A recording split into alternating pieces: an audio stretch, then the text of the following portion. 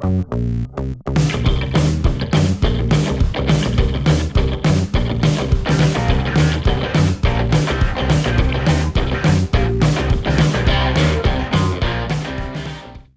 evening, everybody. Thank you very much, Daniela, for organizing this amazing event. I'm really just thrilled to be here. And unlike other, pitching and startup events, I do not want to talk very lot about our product. I will show you a link and you can try it out. But I would rather like to talk about why we started to work on it and why I personally started to work on it. We heard a few coming outs about first periods. I had mine when I was 12. I think my grandma helped me.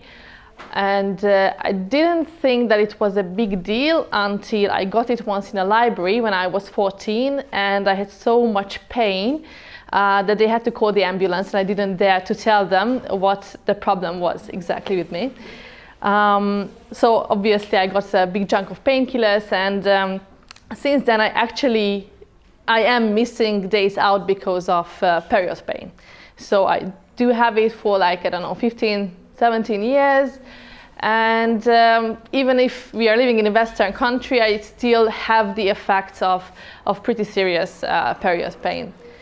After this, I'm not sure how to revive this. I went to medical university and I started to talk about menstruation to classrooms size like this, smaller, bigger. And I realized that it's not only menstruation that is the elephant in the room, but also contraception, sexuality, infertility, and we could go on and on with naming these topics. So I started to communicate a lot about menstruation and tackle down this side. So this is from where the idea came to create Super Izzy AI, which is a female health chatbot.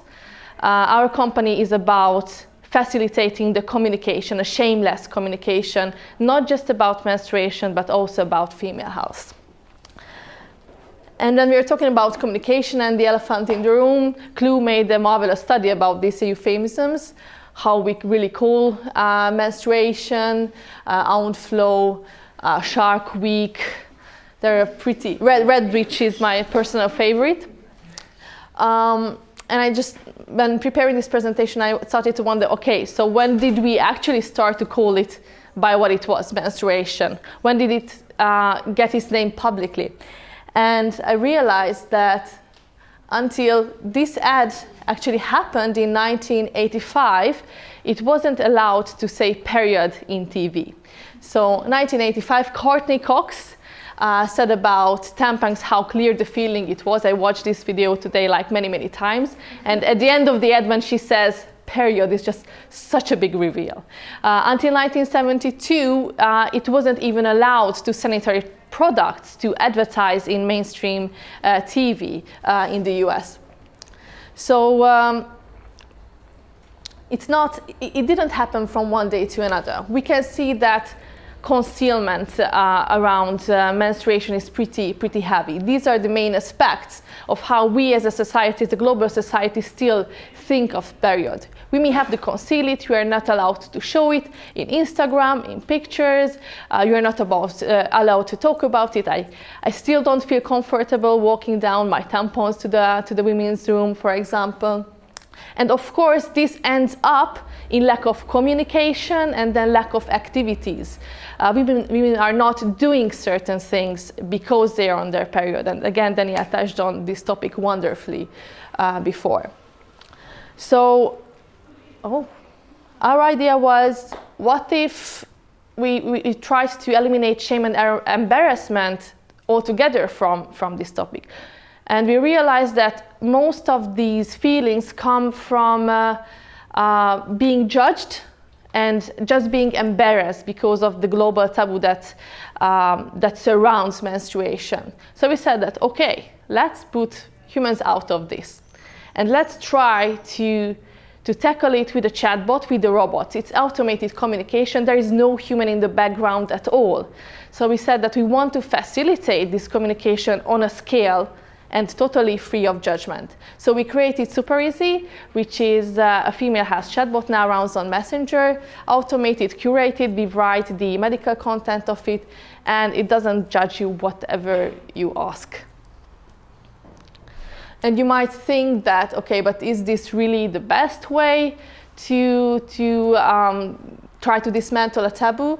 And in our experience, it is a good way to begin this journey or to move forward on this journey. There are studies like this one coming out that actually talking to machines about sensitive issues have a clear benefit on the outcomes afterwards. So this study is, I think, from 2015 and describes when a robot delivered an interview with people, and they actually praised especially the non-judgmental aspect of this kind of communication.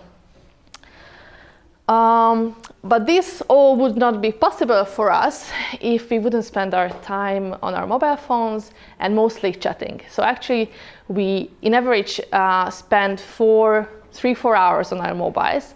And according to certain statistics, 2.5 of these hours is about communicating, talking to your friends, talking to your family, just writing, texting. And that's pretty much time. And what gave us an opportunity is that 2 years ago, many of the messaging apps became platforms. They opened up, and now we are able to develop our own artificial intelligence, female artificial intelligence, on the top of these platforms. 3 billion people uses them already worldwide. And where we are going with this, we want to really create these shameless conversations about menstruation, but not only that.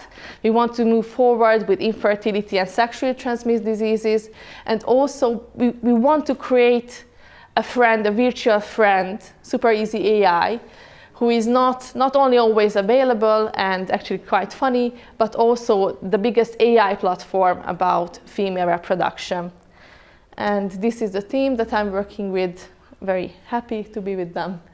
And thank you very much. And here is the link. Please go to your messenger and just type Super Izzy AI. Thank you very much.